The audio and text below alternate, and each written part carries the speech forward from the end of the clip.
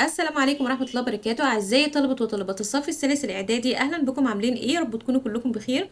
فيديو النهارده إن شاء الله هنحل في امتحان مهم جدا جدا لامتحان نصف العام. في قائمة تشغيل على القناة حالين فيها امتحانات مهمة جدا وأسئلة كلها من التوقعات. يا ريت تراجعوها قبل الامتحان. هسيب لكم الرابط بتاعه في صندوق الوصف أسفل الفيديو وفي أول كومنت مثبت. عايزاكم تركزوا معايا كويس أوي، تكبروا الشاشة وتعلوا الجودة علشان نشوف كويس، ويلا بينا نبتدي على طول. اول سؤال معايا سؤال الدايلوج، بيقول لي finish the following dialogue. طبعا لازم الاول نقرا الدايلوج كامل على بعضه علشان نفهم الدايلوج بيتكلم عن ايه ونعرف نجاوب صح، ولازم نقرا الجمله الاساسيه اللي بتيجي في الاول كده علشان احيانا بتكون اجابه لسؤال وبتفهمنا الدايلوج عن ايه. فبيقول لي ايه؟ احمد is meeting a British tourist who is visiting Egypt. يعني احمد قابل سائح بريطاني اللي زار مصر. فاحمد بيقول له ايه؟ هالو اتس بليجر تو ميت يو، يعني من دواعي السرور او شيء كويس ان انا قابلتك. فتورست قال له ايه؟ احمد سأل سؤال، تورست قال له I am from Britain، انا من بريطانيا. فاحمد قال له is this your first visit to Egypt؟ هل دي زيارتك الاولى لمصر؟ فتورست قال له ايه؟ وقال له I came here last year، يعني انا جيت هنا السنة الماضية. فاحمد سأل سؤال، تورست قال له I visited the Egyptian museum and pyramids، يعني زرت المتحف المصري والأهرامات. فأحمد قال له إيه؟ فتورست قال له ثانكس. نرجع تاني من الأول، بيقول له it's a pleasure to meet you، فطبعا هيقول له مثلا thank you، شكرا. it's nice أو it's a pleasure to meet you too. تمام. فأحمد سأل سؤال، فتورست قال له I am from Britain، أنا من بريطانيا. فممكن نقول أكيد هيقول له where are you from، يعني من أين أنت. أو ممكن نقول where do you come from، من أين أتيت. يبقى where are you from أو where do you come from. طيب فبعدين بيقول له إيه؟ is this your first visit to Egypt؟ هل دي زيارتك الأولى لمصر؟ فقال له أنا جيت السنة الماضية. يبقى هي أكيد إيه؟ no it isn't. تمام. أو ممكن نقول مثلا no it's my second visit، يعني دي زيارتي التانية. فأحمد سأل سؤال، تورست قال له I visited the Egyptian museum and pyramids، يبقى هو كان بيسأله عن الأماكن اللي هو زارها. فيقول له إيه؟ what، أداة الاستفهام الفعل المساعد. عندي هنا الفيرب هنا في الماضي، يبقى الفعل هيكون did، الفعل المساعد did، وبعدين I هتبقى you، الفعل الأصلي visit. what did you visit؟ ممكن تكتفي بكده، يعني انت زرت ايه؟ او what did you visit last time، يعني المرة الأخيرة أو آخر مرة يعني. تمام. فأحمد قال له إيه؟ فقال له thanks. فمثلا هيتمنى له إن هو يكون استمتع، فهيقول له مثلا I hope you enjoy مثلا your visit، بزيارتك.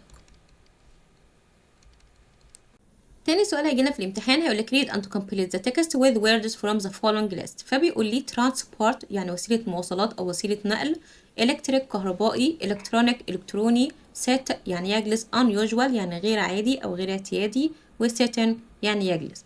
فبيقول لي إيه؟ الأفضل إن احنا نقرأ القطعة دي كلها على بعضها علشان نفهمها كويس وعلشان ما نغلطش في الإجابات. فبيقول لي trams are إيه؟ so they are better for the environment than other types of A. Some of the trams in Alexandria are A. They have two floors. I like A at the top and watching the streets below. يبقى trams are electric، كهربائية.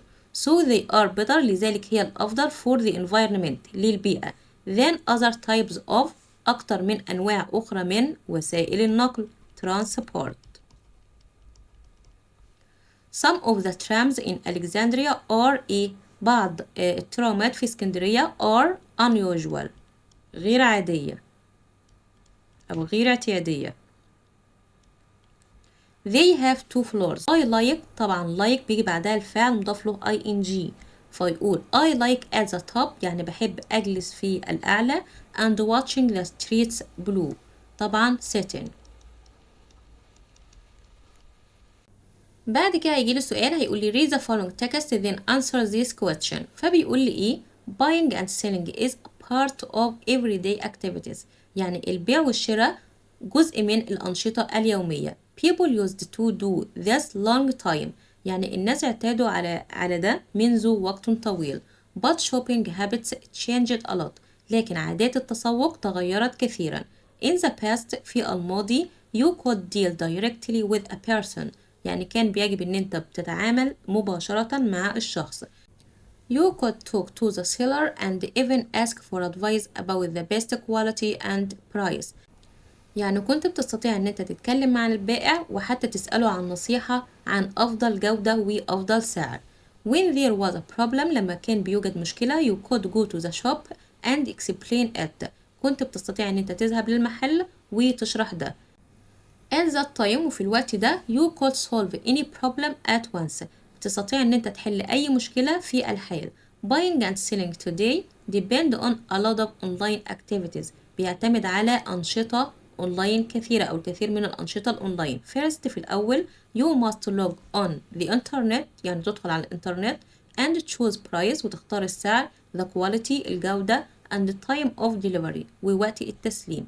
You must provide correct and clear information يعني بتمد بمعلومات واضحة وصحيحة to get your product لكي تحصل على المنتج بتاعك. When there is a problem لما بيوجد مشكلة you must fill in a form بتملأ نموذج أو بيان كده describing it clearly بتوضح ده أو بتوصف ده بوضوح.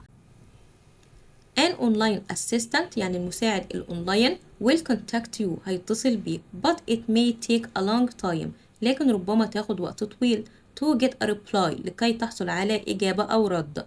The biggest problem is that some companies can't be reached easily يعني أكبر مشكلة إن بعض الشركات لا تستطيع أن تصل بسهولة because they may be far away from you لأن من المحتمل إن هم يكون بعيد عنك or you don't know the exact address أو أنت مش عارف العنوان المظبوط.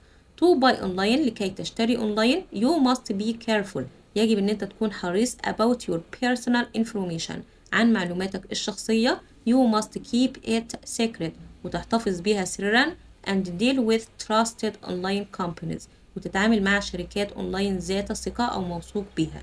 تعالوا بقى نشوف الأسئلة. Number 1 بيقول لي choose the correct answer from A, B, C or D. The best title of the passage is أفضل عنوان للباسج إيه؟ shopping التسوق ولا buying الشراء ولا selling البيع ولا internet؟ طبعا shopping اللي هو بيشمل إيه؟ buying and selling البيع والشراء. Number 2 بيقول لي the underlined it referred to بتشير لإيه؟ تعالوا نرجع تاني في الباسج. فبيقول لي هنا when there was a problem عندما كان يوجد مشكلة you could go to the shop and explain it وتشرحها. يبقى it دي عايدة على ايه؟ problem المشكلة. يبقى number 2 all problem. بعد كده بيقول لي answer the following question. number 3 بيقول لي there may be a problem when you buy something online. يعني ربما بيوجد مشكلة لما تشتري شيء اونلاين explain اشرحها. تعالوا نرجع تاني للباسج.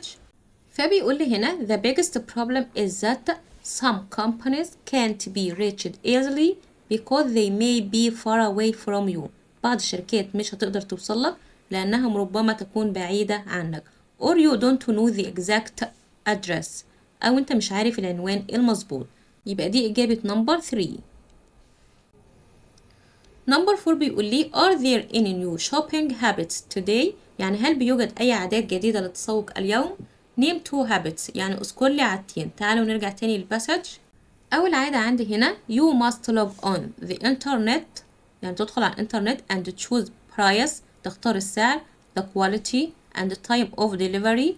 تاني حاجة you must provide correct and clear information إن أنت بتوضح أو بتمد بالمعلومات الواضحة والصحيحة to get your product لكي تحصل على المنتج. يبقى دي إجابة number 4.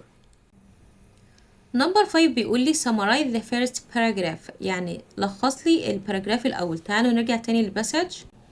فعندي أول باسج هنا بتتكلم عن إيه؟ إن shopping habits changed a lot اتغيرت كثيرا وقاعد بقى يتكلم عن في الماضي كانوا بيعملوا إيه. فتلخيصها إن إحنا هنقول in the past في الماضي people used to shop directly إن هما يتسوقوا مباشرة from stores من المحلات talk to the seller to know the prices and quality. يعني بيتكلموا مع البائع لكي يعرفوا الأسعار والجودة and solve any problems at the same time. ويحلوا أي مشكلة بسهولة في نفس الوقت. يبقى هنقول in the past في الماضي people used to shop يتسوقوا directly مباشرة from stores من المحلات talk to the seller بيتكلموا مع البائع to know لكي يعرفوا ايه بقى the prices الأسعار quality الجودة and solve any problems بيحلوا أي مشكلة easily بسهولة at the same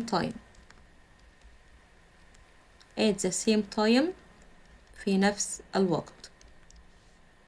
Number 6 بيقول لي how will buying and selling be in the future. يعني كيف سيكون البيع والشراء في المستقبل. فنقول مثلا in the future في المستقبل buying and selling will be faster and easier. يعني هيكون أسرع وأسهل with technology أو with advanced technology بتكنولوجيا متقدمة like online shopping زي المحلات الأونلاين. فهنقول in the future في المستقبل buying and selling will be faster أسرع and easier وأسهل with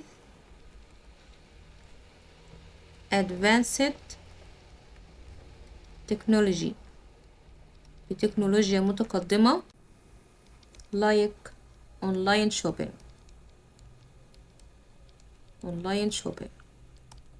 وبس كده. بعد كده بيقول لي choose the correct answer from A, B, C or D. number 1 بيقول لي the antonym of the word different يعني عكس كلمة different مختلف عكسها طبعا same متشابه. number 2 بيقول لي the suffix a turns the verb swim into a noun. swim عايزين نحولها لنون طبعا بنقول swimming. number 3 بيقول لي the word traditional is formed from the word بنكونها أو مكونة من كلمة ايه طبعا tradition. number 4 بيقول لي ايه means something that happens in your life معناها شيء أو حاجة حصلت في حياتك طبعا ده بتبقى ايه experience خبرة. number 5 بيقول لي a or an is a large area of water أو water with land around it بأرض حولها طبعا دي ايه بحيرة منطقة كبيرة من المياه أرض حولها يبقى ليك بحيرة. number 6 بيقول لي he repainted his room يعني أعاد بناء أو طلاء غرفته he made it plain enough جعلها واضحة كفاية. the word plain هنا معناها ايه بقى means that he made the room طبعا colorful ملونة ولا bright لامعة ولا only one color لون واحد بس ولا A and B طبعا plain تبقى only one color لون واحد فقط. بعد كده بيقول لي complete the sentence with the correct form between practice عايزة أصحح الكلمة اللي ما بين القوسين. فبيقول لي ايه every morning last week يعني كل صباح في الأسبوع الماضي I ate to the town center with my mom. قال لي last week ده طبعا في الماضي يبقى أقول ايه I went. number 2 بيقول لي safe always goes to the park يعني بيذهب للحديقة أو المنتزه ايه Saturday mornings طبعا on. number 3 بيقول لي it's good to buy clothes in shops than online عندي than فبنقول ايه it's better than. number 4 بيقول لي مريم has lived in Alexandria since 2019 طبعا ده ايه since ده زمن ايه present perfect tense زمن المضارع التام اللي بيتكون من have او has زائد التصريف الثالث للفعل فهنقول has lived. نمبر 5 بيقول لي both زاد and حنين have clever. كل من زاد وحنين طبعا are clever. سادس سؤال هيجينا في الامتحان طبعا سؤال الباراجراف، عايزني اكتب عن a review of technology in your life. يعني اكتب لي تقرير عن التكنولوجيا في حياتك، طبعا من المواضيع المهمة جدا اللي ذكرناها في فيديو عن اهم الباراجرافات المتوقعة باذن الله لامتحان نصف العام. هسيب لكم الرابط بتاعه في صندوق الوصف اسفل الفيديو.